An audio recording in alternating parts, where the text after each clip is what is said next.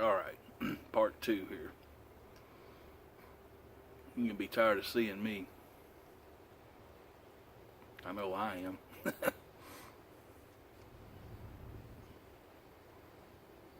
I wanted to mention something that ironic. At least I think that's the grammatical term that suits this best. Irony is so often defined incorrectly when people say it. Oh, that's ironic. But I think it's when something happens that you didn't expect to happen or that would be at odds with what you should have happened or something like that. Anyway, when I did my drawing, I spoke about random number generators always seeming to pick like the the very top or the very bottom of the list. And I came up with a system to change that. And then my pick was the very first person on my list.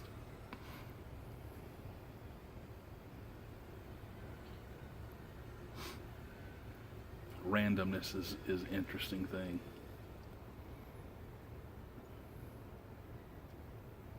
When iTunes first came out, iPod or whatever, iPad, the little music player, had a feature on it, random. Hit this and it'll randomly play all your thousands of songs. People got ticked because it would often play, two Johnny Cash songs in a row, or sometimes three Johnny Cash songs in a row. Can't possibly be random. It's playing, it's playing right down my list or whatever. Which is the nature of randomness. So iTunes, or Apple, had to go back in and rewrite the code for those things to make them less random so that people thought they were more random.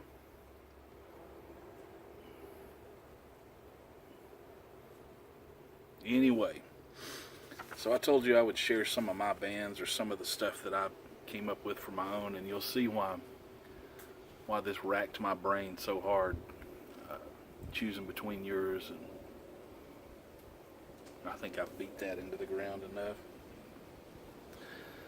So I've got 7 bands listed here.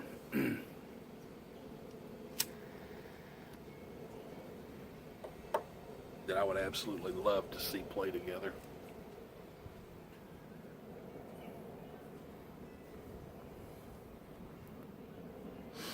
I think my pipe's getting towards the bottom. Either that or I just yak too much. Can't keep it lit. This is still that Stonehenge, which I kind of like.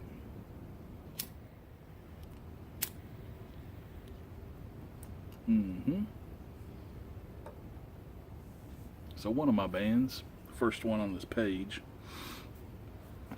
this band could probably be described as one of the most laid-back groove. I would just love to see these guys play together. They're all dead, which is a shame.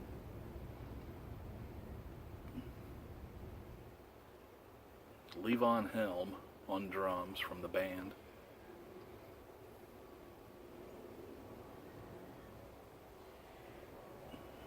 On bass, Alan Woody, notably from Allman Brothers and Government Mule.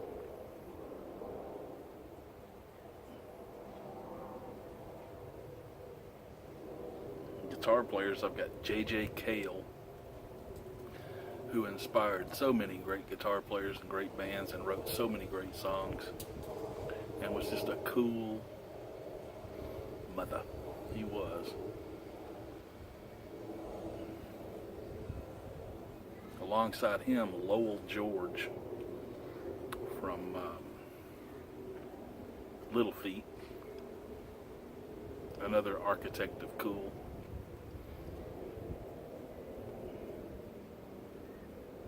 And on keyboards, Leon Russell. 4 of those guys were also lead singers. 4 of them, all 5 of them actually, were primary writers in the bands they were in. And I think their voices would just mesh, and there would be so many interesting combinations of the way they sang and played together. That would just be really cool. So that one's kind of laid back. This one is not. On drums, I've got Stuart Copeland from the Police and everything else. Stuart is a monster drummer. He can do any style, he can do anything, and do it well. And he knows, he's one of those guys that knows exactly what not to play. So he can hit 1,000 beats a minute if he wants to, but he knows which ones count.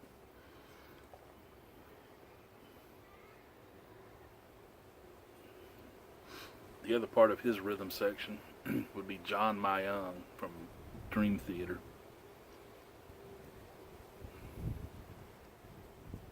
Just a killer bass player, progressive rock.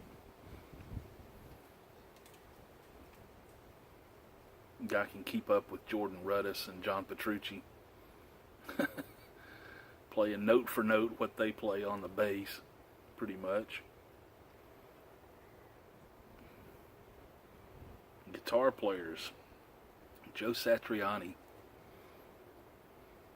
Most people think of Joe, they think of that flashy, fantastic, mile a minute kind of style, which he does well, but he also plays some serious basic rock and roll. If you've ever heard Chicken Foot,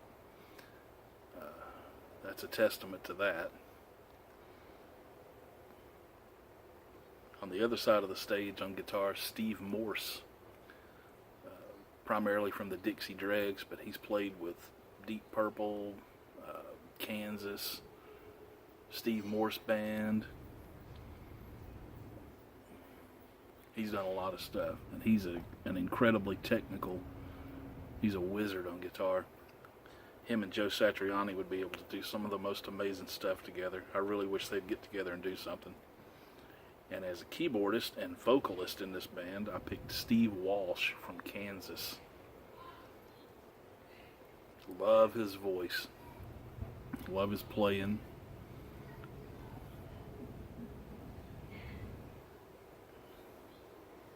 Then I got a kind of a jam band put together. These guys would be some very bluesy, laid back, could go after it when they wanted to, could do anything they needed to, really. Guitarists Eric Clapton and Derek Trucks.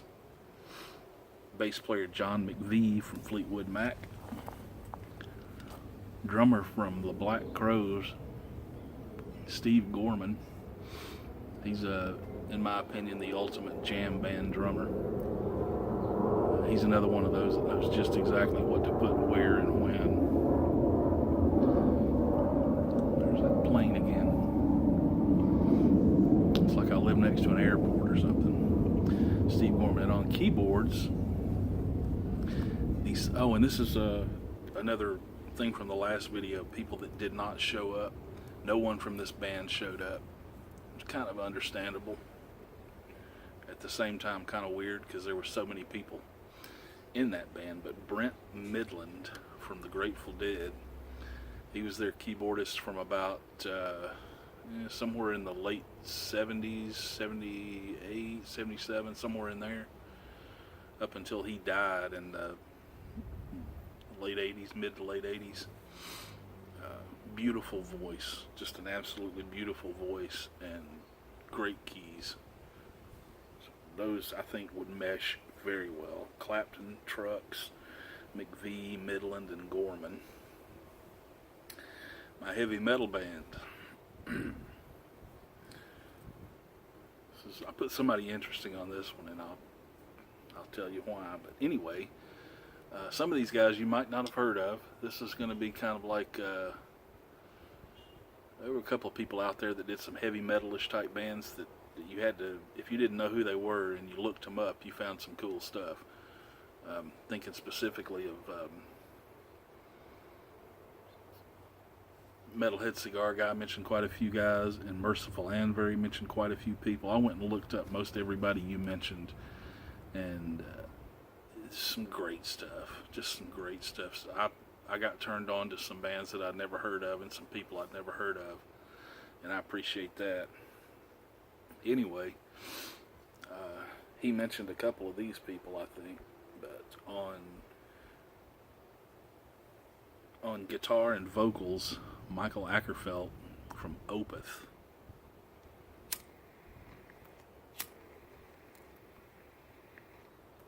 If you haven't heard of Opeth, they were a Swedish black metal band, or death metal, or I don't know what you would call it, something metal. There's so many different kinds of metal now, I can't keep up with it. Good metal band, good Swedish metal band.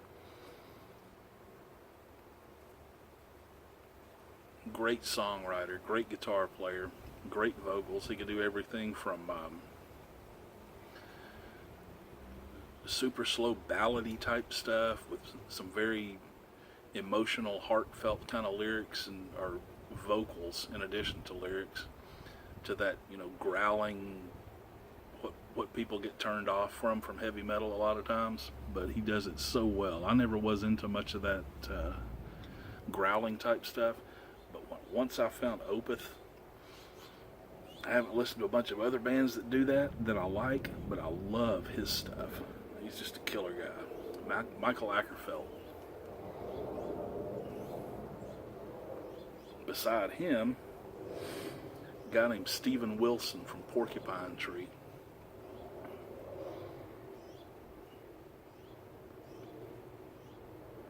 Don't know how to describe Porcupine Tree's music except it's extremely interesting, very interesting stuff.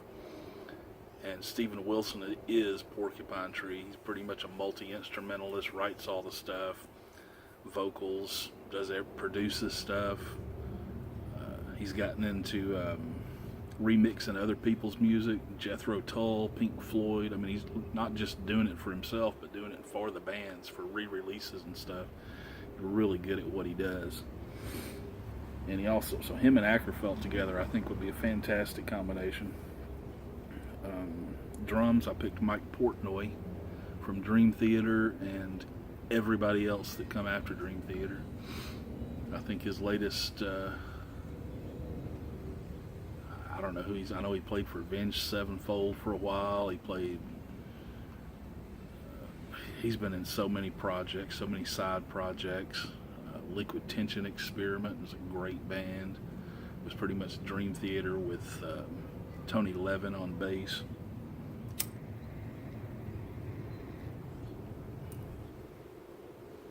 So anyway, Mike Portnoy on drums. On bass, Justin Chancellor from Tool. Again, a very moody bass player, very dark and groove. Just, I don't know. I think he would fit in great with Steven Wilson and Michael Ackerfeld.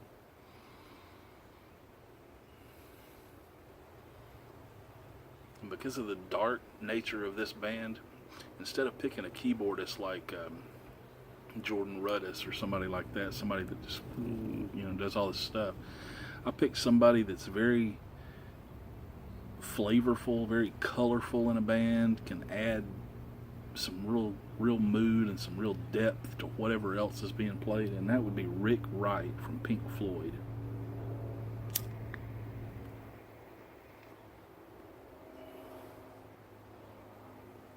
Rick's no longer with us.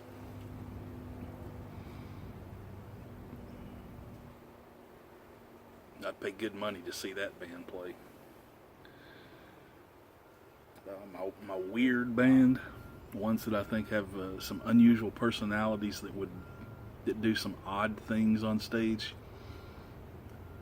but also are great musicians and make some great stuff, really great stuff.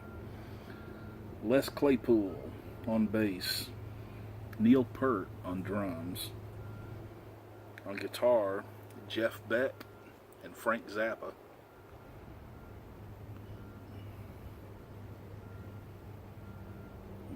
And you've also, and the fifth person in this band, the singer, along with Claypool, I guess, and Zappa, I picked Chris Cornell from Soundgarden.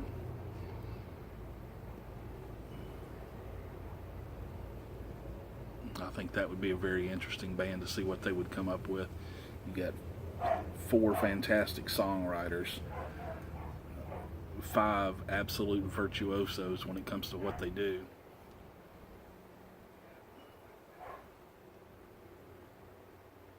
The thing I found interesting about this band is I think these people would find all the other people in the band equally interesting and fun to play with. You think of Neil Peart, you think of Rush. I've seen him do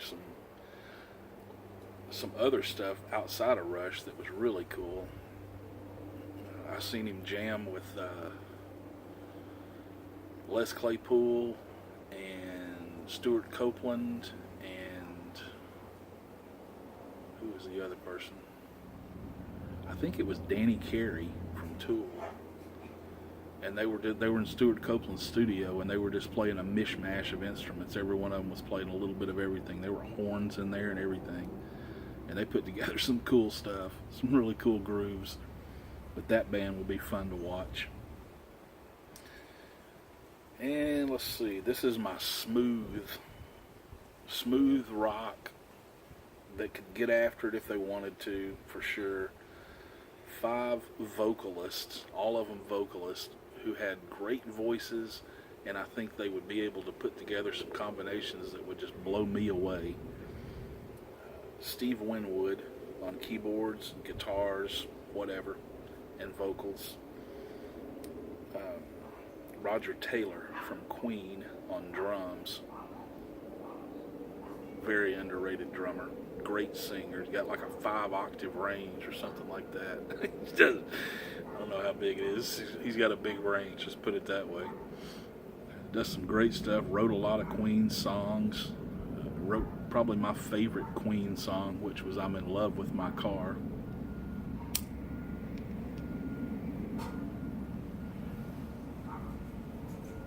And just a magnificent drummer. On bass, I've got Paul McCartney.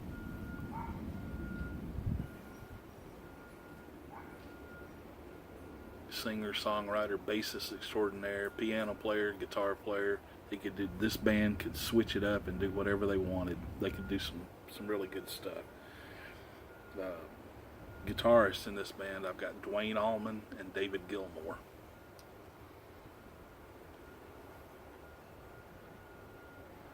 Two of my favorite guitar players. So that one, I think, could put together some really cool music. You think about the music of these bands: Traffic, Blind Faith, Spencer Davis Group, the Allman Brothers, Pink Floyd, Queen, Beatles. This would be a classic rock monster right here. And all 5 of them, well, Dwayne never sang, but the other 4 could put together some really cool vocal dynamics, I think. I believe I'm smoking briar. Not Mike, but actually smoking briar.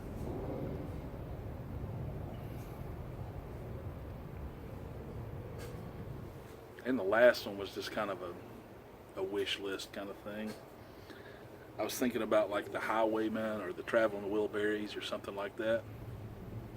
And I wanted to put together a band of singer-songwriters, Americana kind of stuff, and just throw them out there and let them go. All 5 of these guys are excellent songwriters. The one that's obviously missing from this list is the one that inspired them all. And that would be Townes Van Zandt. I didn't put him in there because he would probably have shown up drunk anyway. So this band, this is my modern day Traveling Wilbury Highwayman slash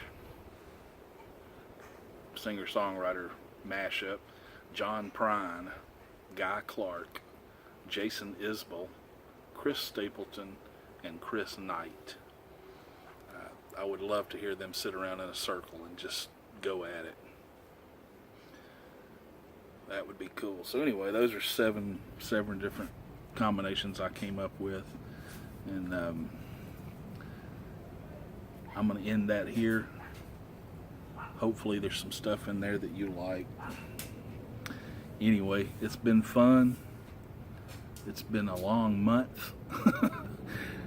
Now that I'm finished with this giveaway, I'm like, now what do I do?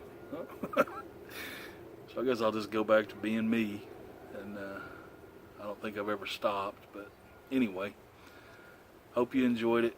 I really, really enjoyed it. I very much appreciate everybody's participation in this. So there you have it. Take care of yourselves and be cool.